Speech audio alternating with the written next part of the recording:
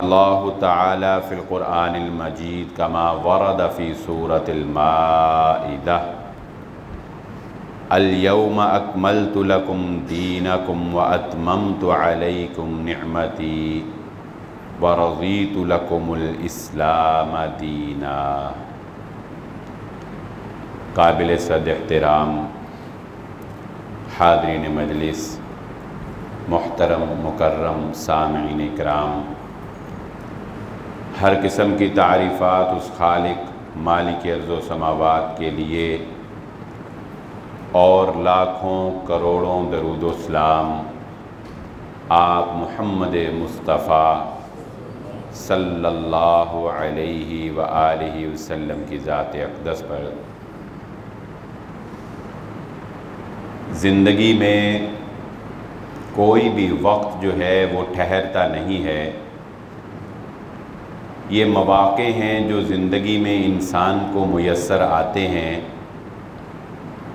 اگر انسان ان سے فائدہ حاصل کر لے تو یہ اس کی خوش بختی ہے، اور وہ اگر ان کو ضائع کر دے تو دوبارہ کبھی بھی اس نقصان کا ازالہ نہیں کیا جا سکتا۔ رمضان المبارک کا مہینہ کتنا افضل مہینہ ہے، لیکن اگر آپ یہ چاہیں کہ رمضان ہمیشہ ہی رہے تو ایسا ممکن نہیں ہے۔ عید کا دن مسلمانوں کے لیے کتنی خوشی کا دن ہے، لیکن اگر آپ یہ چاہیں کہ عید کا دن ہمیشہ ہی رہے تو ایسا ممکن نہیں ہے۔ لیلۃ القدر کتنی فضیلت والی رات ہے، لیکن وہ بس ایک ہی رات ہے اور وہ آئے گی اور گزر جائے گی۔ وقت آتا ہی گزر جانے کے لیے ہے۔ وہ جو ایک شاعر کا بڑا مشہور شعر ہے، صدا نہ باغی بلبل بولے صدا نہ باغ بہاراں، صدا نہ ماپے حسن جوانی صدا نہ صحبت یاراں۔ صدا نہ حسن رہتا ہے، صدا نہ جوانی رہتی ہے، صدا نہ دوست رہتے ہیں، صدا نہ ماپے رہتے ہیں۔ جو بلبل کا بولنا اور جو مہک اور چہک ہے باغ کی، وہ بھی صدا نہیں رہتی۔ تو عقل مندی اسی بات میں ہے کہ جو وقت انسان کو مل جائے اس سے انسان بھرپور فائدہ حاصل کر لے۔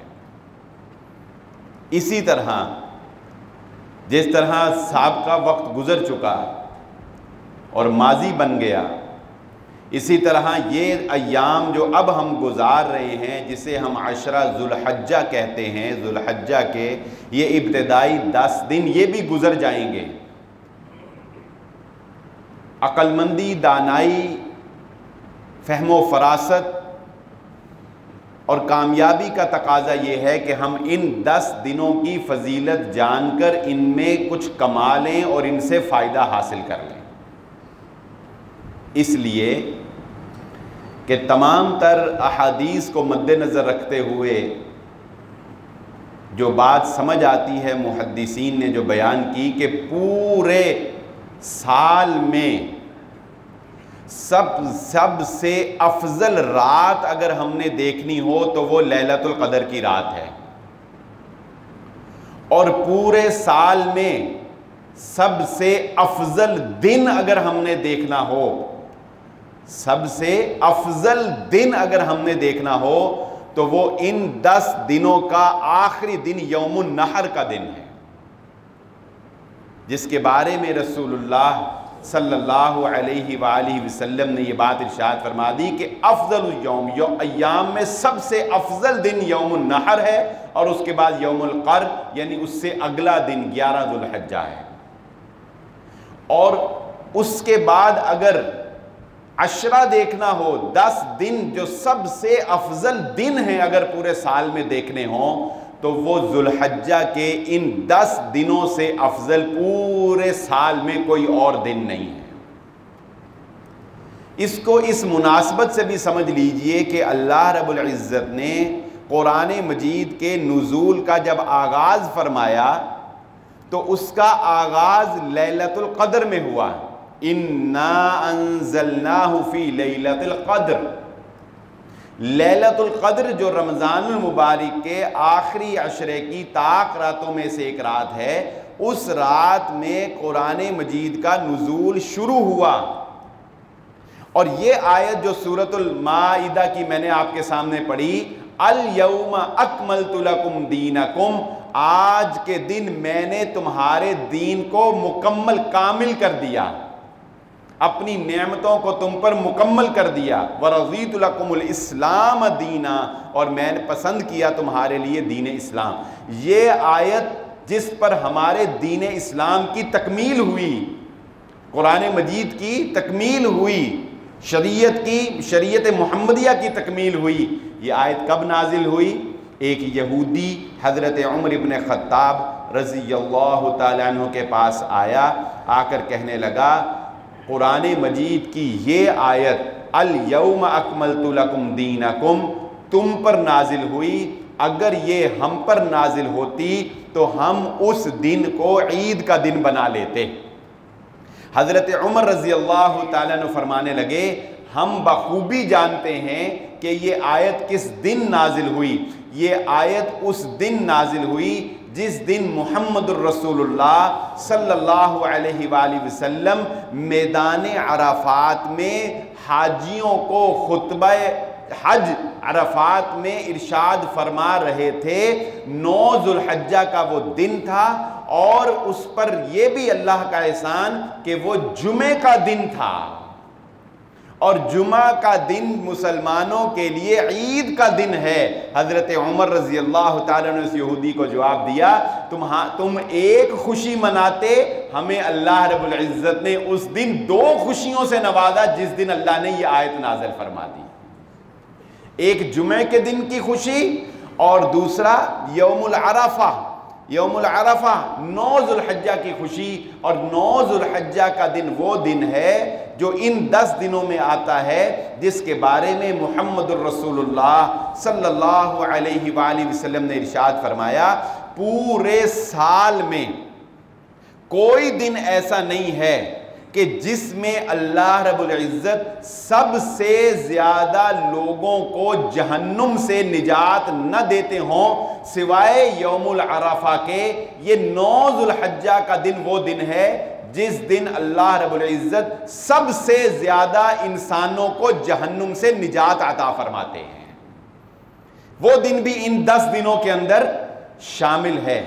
اور اب بات آئی ہے تو اسی کی مناسبت سے سن لیجئے کہ 9 ذو الحجہ کا جو روزہ ہے، جو ہم نے اپنی رویت اپنے ہر ملک والے نے اپنے چاند کے حساب سے 9 ذو الحجہ کو رکھنا ہے، اس کی فضیلت رسول اللہ صلی اللہ علیہ وآلہ وسلم نے یہ بیان فرما دی کہ جو 9 ذو الحجہ کا روزہ رکھتا ہے اللہ رب العزت اس کے 1 سال پہلے اور 1 سال بعد کے گناہوں کو معاف فرما دے گا۔ یہ دن بھی ان 10 دنوں کے اندر موجود ہے۔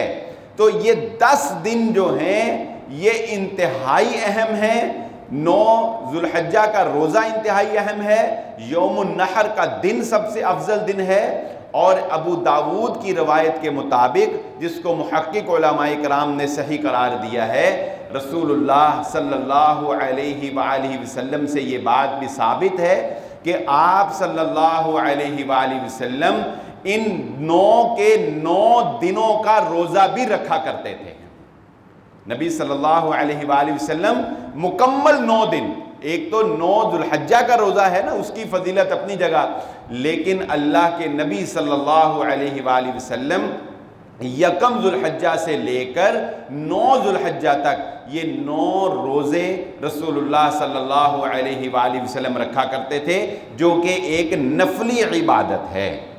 اس کے ساتھ ساتھ آپ دیکھیے کہ یہ ایام معدودات ہیں، گنے ہوئے دن، چند گنتی کے دن جو آئیں گے گزر جائیں گے پتہ بھی نہیں چلے گا، ایک مہمان کی طرح۔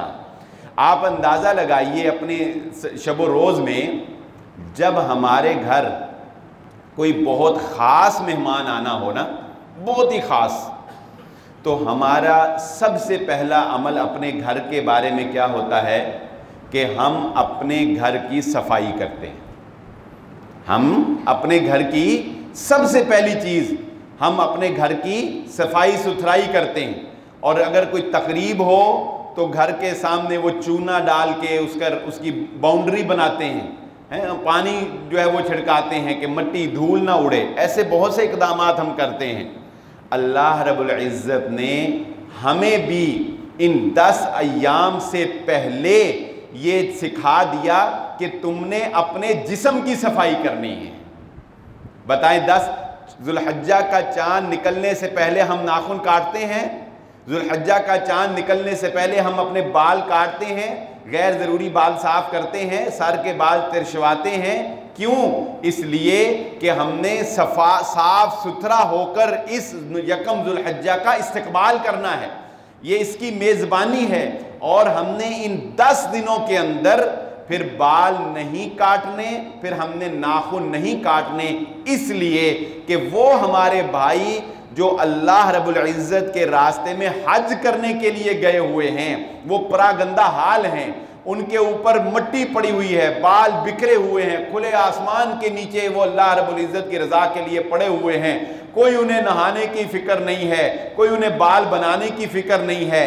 ہم اللہ رب العزت سے اس بات کا اظہار کرتے ہیں کہ اللہ، ہم وہاں تو نہیں پہنچ سکے، لیکن ہم اپنے ناخن نہ کاٹ کر اور اپنے بال نہ کاٹ کر ان جیسا تجھے بن کر دکھاتے ہیں، جیسے تو نے انہیں بخشنا ہے ہمیں بھی بخشش عطا فرما دے، جیسے تو نے ان حاجیوں کو بخشنا ہے جو میدان عرفات میں جمع ہوں گے، اور تو فرشتوں سے پوچھے گا کہ میرے یہ بندے کیوں جمع ہوئے، کیا چاہتے ہیں، اور تیرے فرشتے تجھے بتائیں گے کہ اللہ، یہ تیرے بندے معافی کے لیے تجھ سے یہاں پر اکٹھے ہوئے ہیں، اور تو اعلان فرمائے گا کہ پھر تم گواہ ہو جاؤ کہ میں نے ان سب کو معاف کیا۔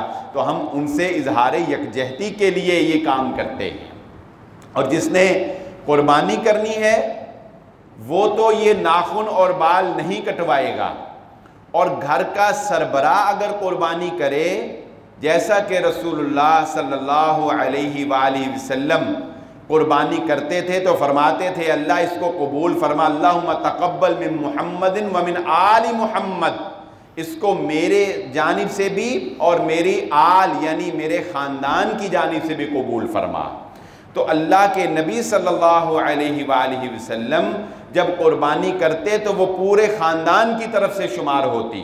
اسی طرح گھر کا سربراہ جب قربانی کر لے تو وہ قربانی گھر کے تمام افراد کی طرف سے کفایت کرتی ہے۔ تو جب قربانی سب کی طرف سے کفایت کرتی ہے تو ناخن نہ کاٹنے اور بال نہ ترشوانے کی پابندی بھی گھر کے تمام افراد پر عائد ہوگی جو بالغ ہیں، کہ وہ ناخن نہیں کاٹیں گے۔ خواتین بھی اس میں شامل ہیں، بالغ بچے بھی اس کے اندر شامل ہیں، گھر کا سربراہ بھی اس کے اندر شامل ہے۔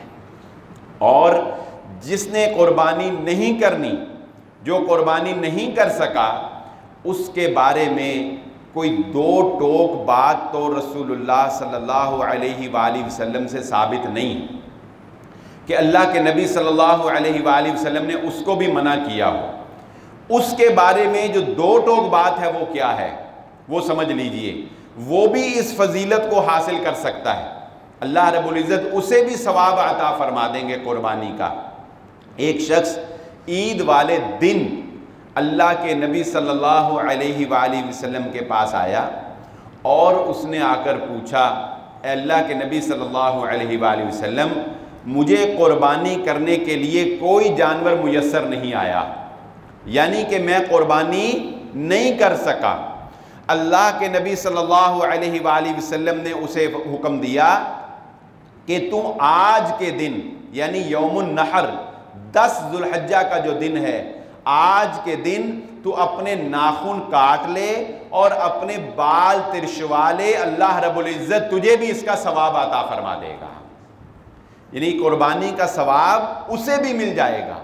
اب اس حدیث سے ایک بات تو دو ٹوک پتہ چل جاتی ہے، اور وہ کیا کہ جو شخص قربانی نہیں کر سکا، اگر وہ یوم النحر کو بال کٹوا لے، ناخن کٹوا لے، تو اللہ رب العزت اسے اس کا ثواب عطا فرما دیں گے۔ لیکن بعض علماء نے اس سے یہ استدلال کرتے ہوئے یہ بات بھی تلقین کی ہے کہ اسے بھی چاہیے، جس نے قربانی نہیں بھی کرنی، اسے بھی چاہیے کہ وہ یکم ذوالحجہ سے ہی ناخن اور بال نہ کٹوائے، یکم ذوالحجہ سے، تاکہ وہ 10 کو کٹوائے گا۔ تو وہ یہ سمجھے ہیں کہ 10 کو جو کٹوانے کا حکم ہے یہ اس لیے ہے کہ پہلے نہ کٹوائے، لیکن 10 کو کٹوا لے تو اللہ رب العزت اسے ثواب عطا فرما دیں گے۔ بہرحال اس میں دونوں رائے ہیں۔ اب عمل کرنے کے لیے اگر وہ یکم ذوالحجہ سے نہیں کٹواتا، 10 کو کٹوا لے تو بھی انشاءاللہ اسے ثواب ملے گا، اور اگر وہ حدیث کے الفاظ پر صرف اتنا عمل کر لے کہ وہ پہلے بھی کٹواتا رہے لیکن 10 کو بھی کٹوا لے تو انشاءاللہ پھر بھی اسے ثواب جو ہے وہ ضرور مل جائے گا۔ یہ ہماری شریعت کا وہ حسن ہے کہ کسی کو بھی پیچھے نہیں رہنے دیتا۔ یہ اللہ رب العزت کی وہ رحمت ہے، یہ اللہ رب العزت کی وہ رحمت ہے کہ اللہ رب العزت نے ثواب سے کسی کو پیچھے نہیں رہنے دیا۔ اور انسان اور جو قربانی کرتے ہیں وہ بھی تو ثواب کے لیے ہی کرتے ہیں نا، وہ کون سا گوشت کے لیے، وہ کون سا خون کے لیے کرتے ہیں۔ تو یہ ان ایام کے اندر کرنے والے چند ایک کام ہیں جن کا ہمیں اہتمام کرنا چاہیے۔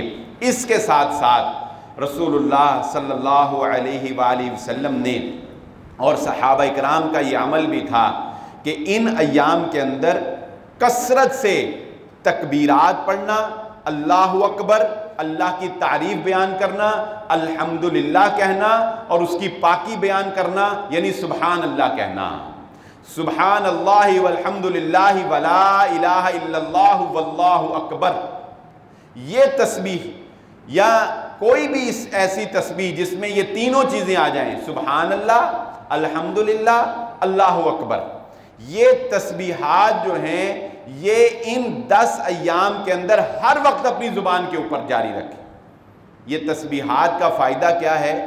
اس کا فائدہ یہ ہے کہ رسول اللہ صلی اللہ علیہ وآلہ وسلم نے ارشاد فرمایا، لا تکثروا الکلام بغیر ذکر اللہ فإن کثرۃ الکلام بغیر ذکر اللہ قسوۃ للقلب۔ بہت زیادہ فضول باتیں نہ کیا کرو، اللہ رب العزت کا ذکر کیا کرو، ذکر کے علاوہ فضول باتیں نہ کیا کرو۔ اچھا اگر ذکر نہیں کرو گے تو کیا ہوگا؟ فرمایا بہت زیادہ فضول باتیں کرنے سے انسان کا دل جو ہے یہ سخت ہو جاتا ہے، پھر دلوں کے اوپر بات اثر نہیں کرتی، پھر سنتا ہے انسان لیکن اثر ہی نہیں ہوتا، نیکی کا دل نہیں چاہتا۔ آپ نے لوگوں سے اکثر یہ سنا ہوگا، لوگ کہتے ہیں نیکی کا دل نہیں چاہتا، نیکی کو دل نہیں کرتا، نماز میں دل نہیں لگتا، قرآن میں دل نہیں لگتا۔ کیوں نہیں لگتا؟ اس لیے کہ زبان سے ذکر کی کمی ہے، زبان پر ذکر کی کمی، ذکر کرتے جاؤ ہر وقت، گاڑی چلا رہے ہو، موٹر سائیکل چلا رہے ہو، کام کر رہے ہو، زبان ہلانے میں کون سا اس میں کوئی وزن لگتا ہے، اس میں کوئی محنت لگتی؟ اور خواتین گھر میں کام کر رہی ہیں، کچن میں کام کر رہی ہیں، جہاں بھی ہیں ذکر کرتی رہے، اور ذکر کرنے میں کوئی قید بھی نہیں ہے، انسان کسی حالت میں بھی ذکر کر سکتا ہے، ذکر و اذکار کے لیے کوئی قید نہیں ہے، خواتین کے لیے کوئی قید نہیں ہے، ذکر و اذکار کر سکتا ہے۔ اور فرمایا اگلی بات جو ہے نا وہ بہت سخت، فرمایا اللہ رب العزت سے انسانوں میں سے سب سے زیادہ وہ شخص دور ہوتا ہے جس کا دل سخت ہو جاتا ہے، جس کے دل کے اوپر بات اثر نہیں کرتی، جس کے دل کے اوپر قرآن اثر نہیں کرتا، جس کے دل کے اوپر حدیث نبوی اثر نہیں کرتی، وہ بندہ اللہ رب العزت کے قرب سے، اللہ کی رحمت سے محروم ہو کر اللہ کی رحمت سے بہت دور چلا جاتا ہے۔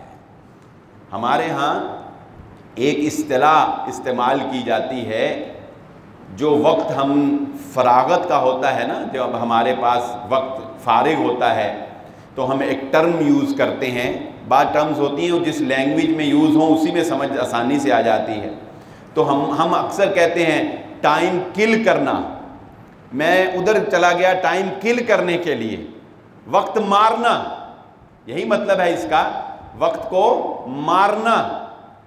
کیسی نادانی ہے ہماری، وقت مارنے کی چیز نہیں ہے، وقت کو استعمال کرنے کی چیز ہے۔ ہم نے وقت کو مارنا شروع کر دیا. اور ہم وقت کیسے مارتے ہیں؟ ظاہر ہے وقت کیسے مرے گا؟ وقت مرے گا فضول کاموں میں. میں نے وقت مارنے کے لیے لوڈو کھیلنا شروع کر دی. میں نے وقت مارنے کے لیے گیم کھیلنا شروع کر دی. میں نے وقت مارنے کے لیے مووی لگا لی. میرا وقت نہیں گزر رہا تھا، میں نے تمہیں فون کر لیا، چلو گپیں لگاتے ہیں، ادھر ادھر کی فضول باتیں، چگلیاں غیبتیں کرتے ہیں، گالیاں دیتے ہیں اس فلاں فلاں کو. میں نے وقت گزارنے کے لیے، وقت مارنے کے لیے یہ کام کیا ہے. ذرا اپنے ماضی میں جھانک کر انسان دیکھے. زندگی میں انسان ہر اگلا دن جو ہے وہ پچھلے دن سے بہتر ہوتا چلا جاتا ہے، فہم عقل کے اعتبار سے.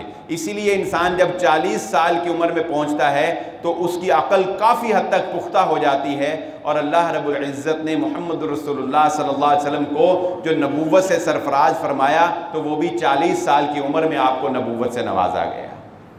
کیوں؟ سٹیپ بائی سٹیپ عقل ڈیولپ ہوتی ہے، سمجھ آتی جاتی ہے، تجربہ بڑھتا چلا جاتا ہے. اپنے ماضی میں دیکھیں آپ نے کتنے ڈرامے دیکھے، آپ نے کتنی فلمیں دیکھی، آپ نے کتنی لوڈو کھیلی، آپ نے کتنے سنوکر کے best of 3، best of 5، best of 7 کی کھیلی. آج سوچیں بیٹھ کر، آج اگر آپ انالیسز کریں، کیا کوئی فائدہ ہوا آج تک آپ کو ان کا؟ کوئی فائدہ ہوا ہو؟ فلانا ڈرامہ دیکھا تھا بڑا فائدہ ہوا، فلانی فلم دیکھی تھی بڑا فائدہ ہوا. دین تو ایک طرف رکھ دیں، دنیا کا ہی صرف سوچیں، کوئی فائدہ ہوا ہو؟ آپ یقیناً نتیجہ یہ نکالیں گے کہ مجھے کوئی فائدہ نہیں ہوا، مجھے کوئی فائدہ نہیں ہوا. 3 گھنٹے کی فلم دیکھی، کوئی فائدہ نہیں ہوا. قسط وار ڈرامہ دیکھا، کوئی فائدہ نہیں ہوا. اچھا پھر آپ اپنا ذرا تجزیہ کریں.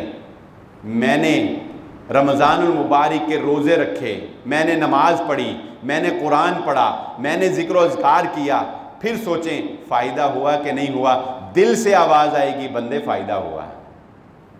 تو نے وہ وقت ضائع نہیں کیا جو رب کی یاد میں گزارا، تو نے وہ وقت ضائع نہیں کیا جو قرآن پڑھنے میں گزارا. اور اصل فائدہ تو تب پتہ چلے گا جب ترازو لگا ہوا ہوگا اور انسان کانپ رہا ہوگا. جب ترازو لگا ہوا ہوگا اور نظریں جھکی ہوئی ہوں گی، اور ماں بیٹے کو کہہ رہی ہوگی میں تجھے نہیں پہچانتی، اور باپ بیٹے سے کہہ رہا ہوگا مجھ سے دور ہٹ جا، میں تیرا کوئی واسطہ نہیں ہے. آج تو وہی کام آنے والا ہے جو دنیا کے اندر کر کے آیا تھا. تو یہ 10 دن ٹائم کل کرنے والے نہیں ہیں، یہ مارنے والے دن نہیں ہیں.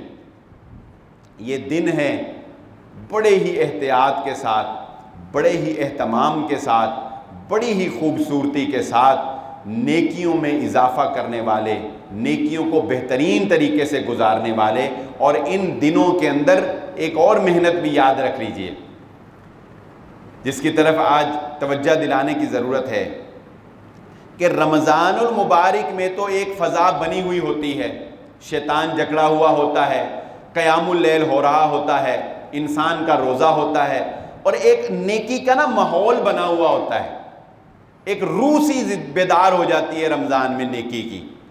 لیکن ان 10 دنوں میں آپ کو ماحول سازگار نہیں ملتا ہے.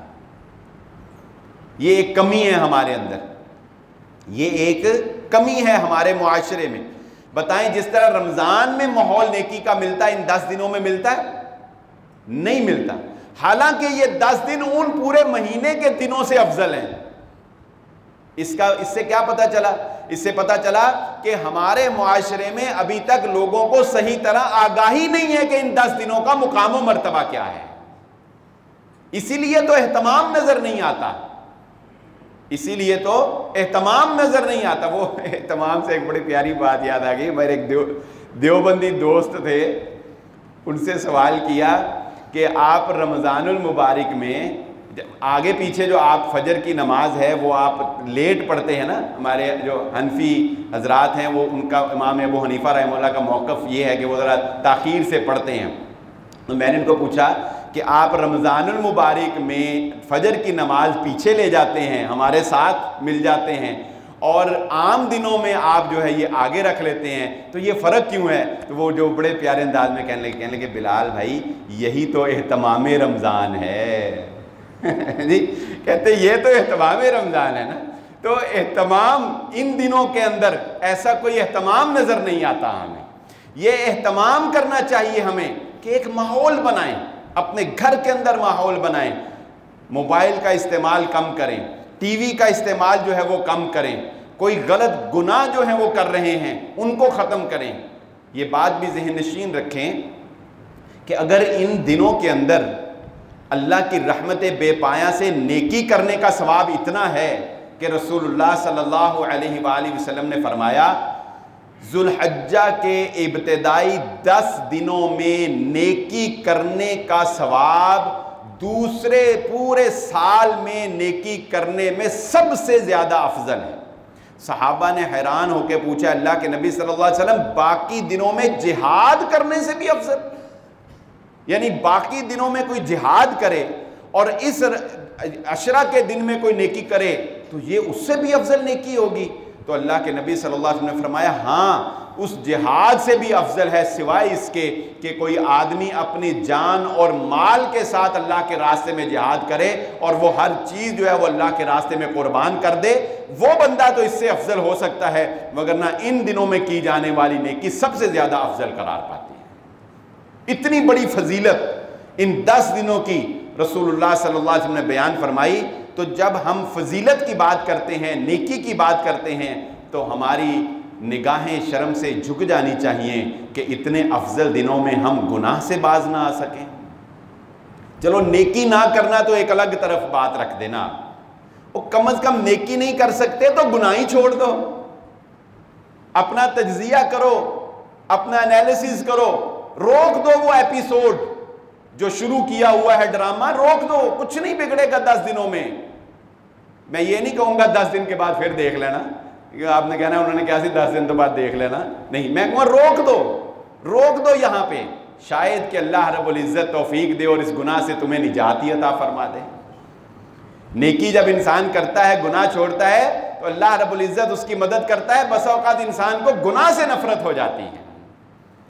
وہ جو رسول اللہ صلی اللہ علیہ وآلہ وسلم نے صحابی کو کہا تھا جب انہوں نے پوچھا صدقہ، آخری بات اللہ کے نبی صلی اللہ علیہ وسلم نے اس کو آخری بات یہ کہی، اگر تو کچھ نہیں نہ کر سکتا، کسی کو جو ہے وہ پیسے نہیں دے سکتا صدقہ کر کے، کسی کو نیکی کی دین کی بات نہیں بتا سکتا صدقہ کر کے، تو اللہ کے نبی صلی اللہ علیہ وسلم نے فرمایا تھا پھر کم از کم اتنا کر لیا کر کہ اپنی زبان سے کسی کو تکلیف نہ پہنچایا کر، چلو کسی کا فائدہ نہیں کر سکتا، کسی کا نقصان ہی نہ کیا کر۔ نیکی نہیں کر سکتے، چلو گناہ ہی چھوڑ دو، غلطیاں ہی چھوڑ دو، جرائم ہی چھوڑ دو، کچھ تو اپنے اندر تبدیلی پیدا کرو۔ اور جب انسان نیکی کا عزم پختہ کر لیتا ہے، پختہ ارادہ، پختہ عزم، تو اللہ رب العزت کی رحمت تو یہ کہتی ہے کہ اللہ رب العزت ایک نیکی کا ثواب اس کے نامہ اعمال میں اسی وقت لکھ دیتا ہے۔ کر لیا تو 10 گنا بڑھا دیا، اور ادھر سبحان اللہ بڑی ہی پیاری حدیث ذہن میں آ گئی، اختصار سے سن لیجئے۔ کہا نیکی کا معیار یہ ہے، میرے بندے نے ابھی سوچا، لیکن سوچ پختہ ہونی چاہیے، ڈرامہ نہیں ہونا چاہیے، سوچ پختہ ہو، ارادہ پختہ ہو۔ تو ابھی سوچا تو اللہ نے فرشتے کو کہا لکھ دو ایک نیکی، کر لیا، اللہ نے کہا لکھ دو 10 نیکیاں۔ اچھا اب اس نے لکھ دی، آگے بڑھانا اللہ کا کام ہے، حدیث میں آتا ہے اللہ بڑھاتے بڑھاتے بڑھاتے احد پہاڑ جتنا کر سکتا ہے، یہ بڑھانا آگے اللہ کا کام ہے، اس کی کوئی لمٹ نہیں ہے۔ دوسری طرف آ جائیں، ابھی گناہ کا سوچا، کچھ بھی نہیں ہوا، کوئی قلم حرکت میں نہیں آیا، کوئی قلم، گناہ کر لیا، گناہ کر لیا، ابھی بھی کوئی قلم حرکت میں نہیں آیا۔ فرشتے لکھنے لگے، اللہ کے نبی صلی اللہ علیہ وآلہ وسلم نے فرمایا جب انسان گناہ کر لیتا ہے اللہ رب العزت فرشتوں کو کہتے ہیں ٹھہرو، ابھی نہ لکھو، ابھی نہ لکھو، کب لکھو؟ دیکھو کتنی دیر، 1 گھنٹہ، 2 گھنٹے، 3 گھنٹے، 4 گھنٹے، 5 घंटे, 6 घंटे, 6 साआत, 6 घंटे तक देखो, अगर मेरा बंदा इस गुनाह से तौबा कर ले, लिखना ही ना, हम इसे वैसे ही मुआफ कर देंगे। लिखने की क्या जरूरत, लिख के फिर मिटाना पड़ेगा, क्योंकि जब हम किसी को मुआफ करते हैं फिर शवाहिद मिटा देते हैं। तो रहमत उसकी तो ये है, रहमत उसकी तो ये है कि नेकी सिर्फ इरादे से लिख देता है और दर्ज कर देता है, और गुनाह को 6 घंटे की मोहलत तक जो है वो अल्लाह रब्बुल इज़्ज़त मौखर करके कहता है कि शायद मेरा बंदा मुआफ़ी मांग ले, शायद मेरा बंदा मुआफ़ी मांग ले।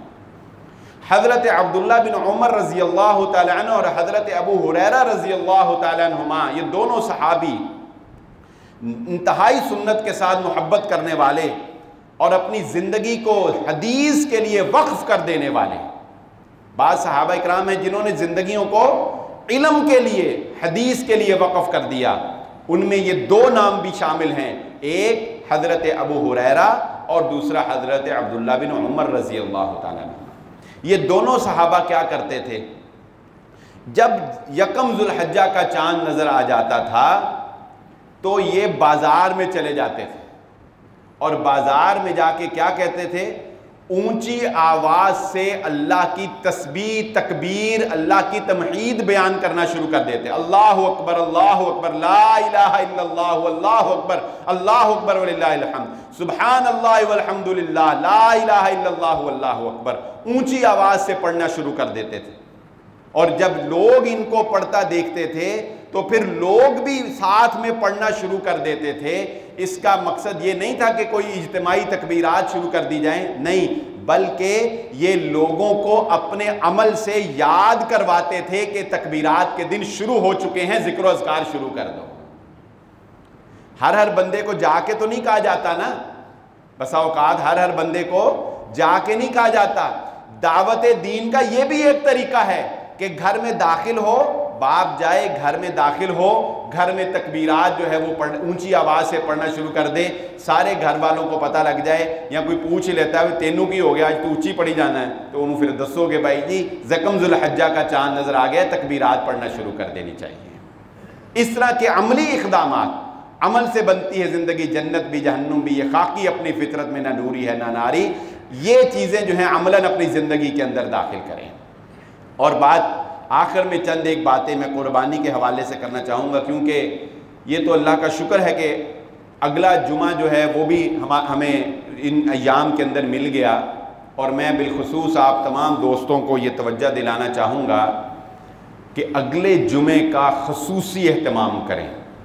हमारे वो दोस्त जो ताख़ीर से आए हैं, जो ताख़ीर से आते हैं, मैं ये चाहूँगा कि अगले जुमे हमें दारुस्सलाम मस्जिद में जगह कम पड़ जाए।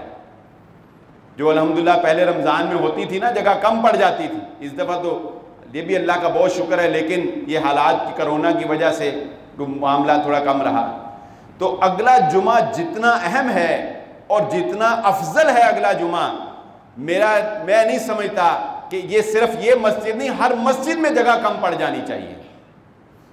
नंबर 1 जुमा का दिन, मुसलमानों की ईद का दिन। नंबर 2 9 ज़ुल्हज्जा का दिन। नंबर 3 इन अय्याम के अंदर, यानी 10 जो ज़ुल्हज्जा के अफजल तरीन अमल हैं, इन अय्याम का इख्तिताम वहां पे हो रहा है। बताइए ये हमारे लिए सआदत की बात है कि नहीं है। और फिर इस दिन में एक घड़ी ऐसी भी आती है कि जिस वक्त इंसान अल्लाह से जो मांगे अल्लाह कबूल कर लेता है। कितनी फजीलतों का दिन है, मिस नहीं करना, ज़ाया नहीं करना। खींच के लेके आए अपने साथ 2-4 बंदे कि चलो मस्जिद में आज पहले जाकर बैठना है, 15 मिनट पहले, आधा घंटा पहले, इमाम के मिंबर पर बैठने से पहले मस्जिद के अंदर मौजूद होना चाहिए। ज़ाया ना करें, अगला जुमा बहुत अहम जुमा है। और इंशाअल्लाह अगले जुमा में हम जो मैंने टॉपिक सोचा है, इंशाअल्लाह हम अगले जुमा में एक इंतहाई अहम और मुआशरती टॉपिक जो हमारा है, हम उसके ऊपर इंशाअल्लाह डिस्कस करेंगे। अरसा दराज हुआ उस पर हमने कोई तफसीली गुफ्तगू नहीं की, गाहे बगाहे इशारात में बात होती रही, लेकिन इंशाअल्लाह अगले जुमा हम सिला रहमी के ऊपर बात करेंगे। کیونکہ عید کا دن دعوتوں کا دن ہوتا ہے، خوشیوں کا دن ہوتا ہے، ایک دوسرے کو گلے لگانے کا دن ہوتا ہے، اور یہ ہماری خوش قسمتی ہے کہ یوم النحر سے پہلے ہمیں جمعہ مل گیا۔ اگر یہ جمعہ فؤاد چودھری والی عید ہوتی تو جمعے والے دن عید ہونی تھی نا جی، سائنسی عید ہوتی تو جمعے والے دن، تو جمعے والی جو عید ہوتی ہے اس میں جمعے کا کوئی مزہ نہیں ہوتا نا لوگ سمجھتے پڑھو نہ پڑھو خیر ہے کوئی گال نہیں، تو وہ جمعہ ویسے ایسے۔ لیکن یہ جو ہمیں الحمدللہ سنت کے مطابق جو عید اب ملی ہے چاند دیکھ کر، اس عید کا ایک یہ فائدہ ہو گیا کہ ہمیں جمعہ ایک مل گیا پہلے 9 ذوالحجہ کو، تو انشاءاللہ اس جمعے کا آپ خصوصی طور پر اہتمام ضرور کریں۔ قربانی چونکہ اکثر لوگ خرید لیں گے تو اس لیے میں آخر میں چند ایک مسائل قربانی کے حوالے سے ذکر کرتا چلا جاتا ہوں۔ عام طور پہ ہر سال ہی بیان کرتے ہیں اور لوگوں کو علم بھی ہوتے ہیں، لیکن جس طرح توجہ دلانی جو ہے وہ ضروری ہے۔ بعض سوالات نئے نوعیت کے جو آ جاتے ہیں ان پر ہم ڈسکس کر لیتے ہیں۔ مثال کے طور پہ اس سال یہ ایک سوال زیادہ ذہن میں آیا اور لوگوں نے پوچھا کہ قربانی کا جو جانور ہے یہ تول کر کیا خریدا جا سکتا ہے کہ یا نہیں خریدا جا سکتا ہے، کیونکہ آج کل شاید ایسے بھی کچھ ادارے آ گئے ہیں جہاں پر جانور کو تول کر بیچا جاتا ہے، تو اس میں کوئی ایسی حرج والی بات نہیں ہے۔ شریعت نے جانور کو خریدنے میں ایسی کوئی پابندی عائد نہیں کی کہ آپ اس کو تول کر خریدیں یا آپ اس کو ویسے ریٹ لگا کر جو ہے وہ اس کو خریدیں، ایسی کوئی بات جو ہے وہ شریعت نے پابندی عائد نہیں کی۔ جانور کا دوندہ ہونا، 2 دانتوں والا ہونا، جانور بکرے کا، گائے کا 2 دانتوں والا ہونا اونٹ کا یہ ضروری ہے۔ 2 دانتوں والا وہ جس کے 2 دانت اگلے گر چکے ہوں اور نیچے سے 2 دانت جو ہیں وہ اس کے نکل آئے ہوں، کان کٹا ہوا نہ ہو، لنگڑا نہ ہو، اس کی آنکھوں کے اندر کوئی مسئلہ نہیں ہونا چاہیے، یعنی بے عیب جانور جو ہے وہ خریدا جائے گا۔ یہ سہولت بھی بہرحال موجود ہے علماء کرام کے فتوے کے مطابق کہ آپ نے جب جانور خریدنا ہے اس وقت وہ صحیح ہونا چاہیے، جب آپ نے جانور خریدنا ہے اس وقت وہ صحیح ہونا چاہیے۔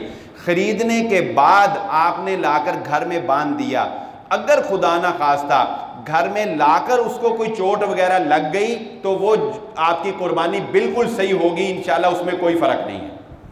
آپ نے جب خریدا اس وقت صحیح تھا، آپ نے لا کے گھر میں باندھا، لاتے ہوئے اتارتے ہوئے کوئی اس کو زخم لگ گیا، کوئی اس کو چوٹ لگ گئی، کوئی اس کی ٹانگ کو مسئلہ ہو گیا، تو آپ اس کی قربانی بالکل کر سکتے ہیں، اس کی قربانی جو ہے وہ بالکل جائز ہے۔ قربانی کے جانور میں عقیقے کا حصہ نہیں ہوتا، لوگ یہ سوال بہت زیادہ کرتے ہیں۔ عقیقے کا حصہ قربانی کے جانور میں، گائے میں، اونٹ میں 7 حصے قربانی کے ہوتے ہیں۔ عقیقہ رسول اللہ صلی اللہ علیہ وسلم سے مینڈا کرنا ثابت ہے۔ عقیقے کے بارے میں نبی صلی اللہ علیہ وسلم نے فرمایا ہر جان اپنی جان کے بدلے رہن رکھی ہوئی ہے، جان کے بدلے جان ہوگی، تو اس لیے عقیقے میں بکرا لڑکی کی طرف سے 1 اور لڑکے کی طرف سے 2 بکرے جو ہیں وہ کیے جائیں گے۔ افضل یہی ہے، اگر بکرے نہیں ملتے پھر گائے، پھر 1 گائے اور 2 گائے کرنی پڑیں گی، حصہ نہیں ہوگا۔ گائے میں کم سے کم 1 بندہ کر لیں، 2 کر لیں، 3 کر لیں، 4 کر لیں، 5 کر لیں، 6 جتنے مرضی کر لیں۔ بعض لوگ یہ سمجھتے ہیں کہ یہ ڈیوائیڈ کرنے کی ضرورت نہیں ہے، دونوں طرح صحیح ہے۔ میں ذرا وضاحت کر دوں، مثلا گائے میں 7 حصے ہوتے ہیں زیادہ سے زیادہ، یعنی 7 آدمی گائے میں شریک ہو سکتے ہیں، تو حصے کتنے ہو گئے؟ 7۔ اگر 2 آدمی شریک ہوتے ہیں تو گائے کے 2 حصے شمار ہوں گے، اگر 3 ہوتے ہیں تو 3 شمار کیے جا سکتے ہیں۔ بات سمجھیں، یہ ضروری نہیں ہے کہ اگر آپ نے 2 بندوں نے کیے ہیں تو ایک 3 حصے رکھے اور ایک 4 رکھے، 3.5 تو نہیں نہ ہو سکتے، ایک 3 رکھے ایک 4، اگر اس طرح کر لیں تو بھی ٹھیک ہے، ایک بندہ 3 رکھ لے ایک 4 رکھ لے، یہ بھی ٹھیک ہے۔ لیکن اگر وہ کہتے ہیں نہیں آدھی گائے تمہاری، آدھا حصہ میرا، تو ایک گائے میں 2 3 4 5 جتنے بندے شریک ہوں اتنے حصوں میں وہ ڈیوائیڈ ہو سکتی ہے، اور اگر 7 حصوں کو 2 3 آدمی آپس میں ڈیوائیڈ کر لیں اس طرح بھی گائے کی قربانی کی جا سکتی ہے، اس میں کوئی حرج والی بات نہیں ہے۔ اور آخری بات، وہ ہر سال ہی سوال لوگوں نے کرنا ہی ہوتا ہے لازماً، تو چلو جواب ہم دے ہی دیتے ہیں۔ بھینس کی قربانی کے بارے میں بہت بحث ہے، سوشل میڈیا پہ آپ نے دیکھ چکی ہوگی۔ ہماری بات ہر سال کی یہی ہوتی ہے اور ہم اسی کو اختصار کے ساتھ دہرا دیتے ہیں کہ اختلاف والی چیز سے بچنا چاہیے جب گائے میسر ہے جس کے بارے میں کوئی اختلاف نہیں ہے، جب گائے موجود ہے تو گائے کی ہی قربانی کرنی چاہیے۔ جب گائے خدا نخواستہ میسر نہ رہی تو پھر دوسری طرف انسان چلا جائے۔ اس لیے شک والی چیزوں سے، اختلاف والی چیزوں سے انسان جس حد تک بچنا چاہے وہ بچنا چاہیے۔ بھینس کی قربانی تو کوئی نہیں کرتا، لیکن وہ بھینس کے راستے سے کٹے کی قربانی تک چونکہ پہنچتا ہوتا ہے، تو اس لیے وہ قربانی جو ہے وہ بہرحال اس سے اجتناب کرنا چاہیے۔ رائے علماء کی دونوں کی ہیں، بعض علماء اس کو جائز قرار دیتے ہیں، بعض علماء اس کو ناجائز قرار دیتے ہیں۔ اللہ رب العزت سے دعا ہے جو کہا اور جو سنا سمجھنے کی اور عمل کرنے کی توفیق عطا فرمائے۔